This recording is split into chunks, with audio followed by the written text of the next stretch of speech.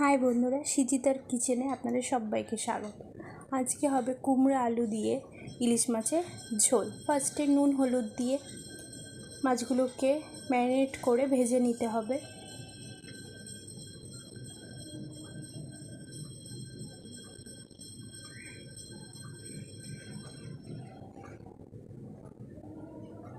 মাছগুলো ভাজা হচ্ছে, বেশি কড়া করে ভাজবো না, আমরা হালকাই ভাজবো মাছগুলোকে। এবার কুমড়োর আলুটাকে ভেজে নেব। আলুগুলো দিয়ে দিলাম, পরিমাণ মতন হলুদ গুঁড়ো, স্বাদ মতন নুন দিয়ে আলুটাকে ভেজে নেব। ওই কুমড়োগুলোকেও আমরা লাল লাল করে ভেজে নেব।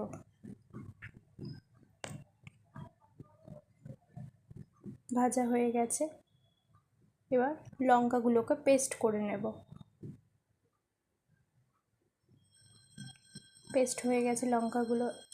এর মধ্যে পরিমাণ মতন হলুদ গুঁড়ো, জিরের গুঁড়ো, স্বাদ মতন নুন, চিনি,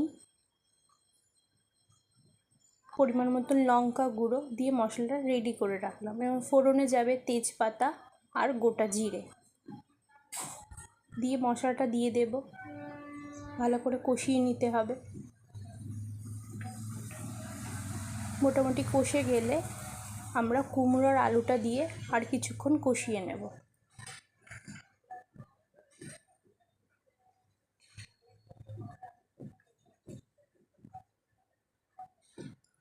ভালো করে কষিয়ে নেব আমরা।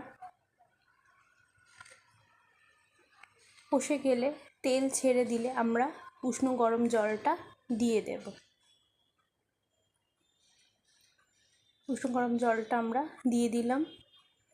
একটু ফুটে গেলে আমরা মাছগুলোকেও দিয়ে দেব। ফুটে গেছে, আমরা মাছগুলোকে দিয়ে দিলাম। মাছগুলো দিয়ে আমরা কিছুক্ষণ ফোটাবো।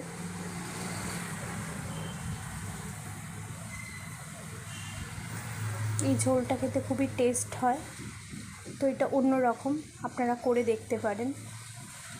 ঝোলটা ফুটে গেছে, এরপর নামিয়ে নেব। হয়ে গেছে আজকে কুমড়ো আলু দিয়ে ইলিশ মাছের সিম্পল ঝোল। ভালো লাগলে অতি অবশ্যই সাবস্ক্রাইব করবেন, কমেন্ট করবেন, লাইক করবেন।